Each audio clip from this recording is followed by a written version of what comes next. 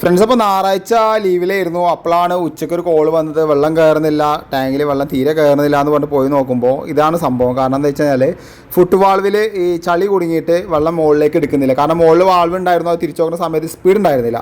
അപ്പോൾ നമ്മളതെല്ലാം മാറ്റി അതിൻ്റെ പോലെ നെറ്റ് കെട്ടിയിരുന്നു. ഈ നെറ്റ് കെട്ടിയില്ലാന്നുണ്ടെങ്കിൽ ഫ്ലോപ്പ് ടൈപ്പ് ഫുട് വാൾവാണ്. അപ്പോൾ എന്താ വെച്ച് കഴിഞ്ഞാൽ കറണ്ട് കുടുങ്ങിക്കഴിഞ്ഞാൽ വെള്ളം ലീക്കേജ് ആവും. അപ്പോൾ പിന്നെ ഇടയ്ക്കിടയ്ക്ക് വെള്ളം ഒഴിച്ച് കൊടുക്കേണ്ടി വരും.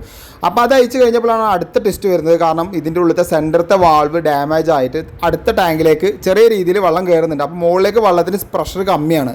അപ്പോൾ നമ്മൾ അതൊക്കെ ഒഴിവാക്കി അവർ കംപ്ലീറ്റ് ആക്കി. എന്തിനാ വെച്ച് കഴിഞ്ഞാൽ 2 മോട്ടർ 2 വീടാണ്. അപ്പോൾ ഭാവിയിൽ എപ്പോഴെങ്കിലും ഒരു മോട്ടർ കംപ്ലയിൻറ്റ് വന്നു കഴിഞ്ഞാൽ അതിന്ന് വാൾവ് തിരിച്ചു കഴിഞ്ഞാൽ ഒരു മോട്ടറിന് അടിക്കാൻ വേണ്ടിയിട്ട് അവർ വാൾവ് വെച്ചിരുന്നു കേട്ടോ. പക്ഷേ അവർ പറഞ്ഞത് ഇന്നേ വരെ ആ വാൾവ് ഉപയോഗിച്ചിട്ടില്ല എന്ന് പറഞ്ഞത്. അതുകൊണ്ട് നമ്മൾ എന്തായാലും ആ വാൾവും കാര്യങ്ങളൊക്കെ മാറ്റി. കണ്ട ഈ വാൾവാണ് ഡാമേജ് ഉണ്ടായിരുന്നത്. ഫ്രണ്ട്സ്, അതേപോലെ തന്നെ നമ്മൾ മെയിൻ്റനൻസിന് പോകുന്ന വർക്കിൻ്റെ എമൗണ്ട് ഞാൻ വീഡിയോയിൽ പറയണോ വേണ്ടതെന്നുള്ള ജസ്റ്റ് ഒന്ന് കമൻറ്റ് ചെയ്യുക. എന്നാലും ഇവിടുന്ന് വാങ്ങിയൊരു എമൗണ്ട് 600 രൂപ കേട്ടോ.